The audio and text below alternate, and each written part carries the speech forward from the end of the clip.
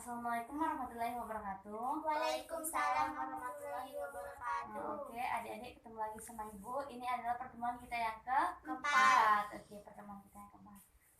Sebelum belajar, seperti biasa kita berdoa terlebih dahulu. Berdoa dulu. Berdoa selesai. Nah, di pertemuan keempat ini Ibu tidak akan membahas mengenai materi flora dan fauna lagi, tetapi kita masuk ke materi baru. Apa itu materi barunya? Konflik dan integrasi dalam kehidupan sehari-hari. Iya, konflik dan integrasi dalam kehidupan sosial. Nah, sebelum menjelaskan itu kita harus mengetahui dulu apa itu pengertian konflik. Nah, secara etimologi, konflik ini berasal dari kata konflik yang berarti saling memukul. Adapun secara sosiologisnya, konflik ini diartikan sebagai suatu proses sosial antara dua orang atau lebih, ataupun bisa juga disebut dengan kelompok, di mana salah satu pihak berusaha menyingkirkan pihak lain dengan menghancurkannya atau membuatnya tidak berdaya. Ngerti? Oke, atau ada yang ingin membacakan ulang? Bacakan ulang. Nah, oke. Sampai sini ya Widya. Elsa simak ya, pengertian konflik. Pengertian konflik. Secara etimologis, konflik berasal dari kata konfiger yang berarti saling memukul. Adapun secara sosiologis, konflik diartikan sebagai suatu proses sosial antara dua orang atau lebih, bisa juga kelompok, di mana salah satu pihak berusaha menyingkirkan pihak lainnya dengan menghancurkannya atau membuat dengan berdaya. Membuatnya tidak berdaya. Oke. Itu tadi pengertian apa, Selsa? Konflik. Nah, itu tadi pengertian konflik. Nah, setelah pengertiannya itu tadi, di dalamnya juga terdapat faktor-faktor penyebab konflik sosial. Nah, yaitu berikut faktor penyebab sosialnya ada perbedaan individu, perbedaan latar belakang kebudayaan, perbedaan kepentingan antara individu atau kelompok, dan perubahan-perubahan nilai. Oke, disimak terlebih dahulu ya apa yang akan dijelaskan, disimak terlebih dahulu Salsa. Nah, perbedaan individu ini meliputi perbedaan pendirian atau perasaan. Oke, disimak aja dulu ya, nulis nanti aja, disimak aja dulu. Nah, setiap manusia adalah individu yang unik. Nah, artinya setiap orang memiliki pendirian atau perasaannya masing-masing. Kita memiliki pendirian dan perasaan yang berbeda.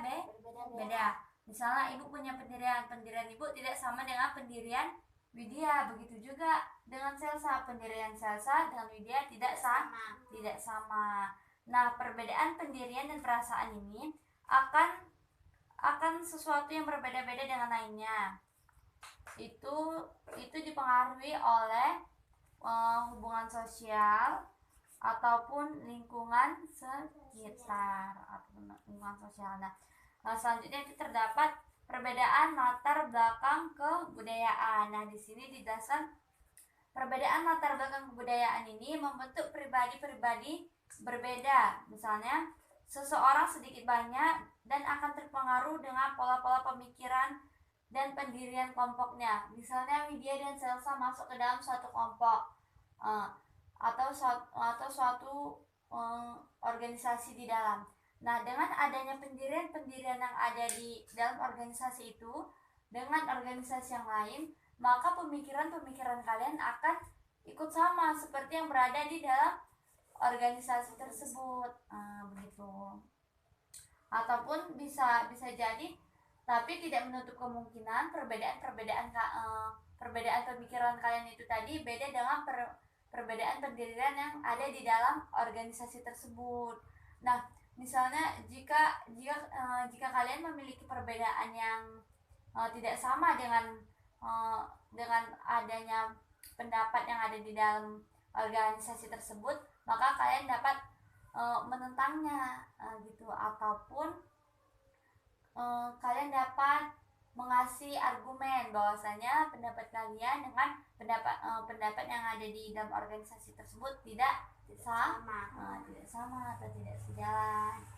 Nah, selanjutnya itu ada perbedaan kepentingan antara individu atau kelompok. Nah, manusia kan memiliki perasaan, memiliki pendirian, dan memiliki latar belakang apa? Kebudayaan yang berbeda. Nah, oleh sebab itu, dalam waktu yang bersamaan, masing-masing orang ataupun kelompok memiliki kepentingan yang berbeda-beda pula. Nah, kadang-kadang orang dapat melakukan hal yang sama, tetapi untuk tujuan yang berbeda-beda. Contohnya seperti apa tuh dapat melakukan hal yang sama dengan tujuan yang berbeda-beda?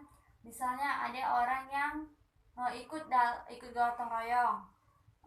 Ikut gotong royong itu kan dia melakukan hal yang sama nih, tapi tujuannya beda. Ada yang tujuannya untuk menarik perhatian masyarakat, ada tujuannya yang untuk memang benar-benar membersihkan lingkungan sekitar. Oke.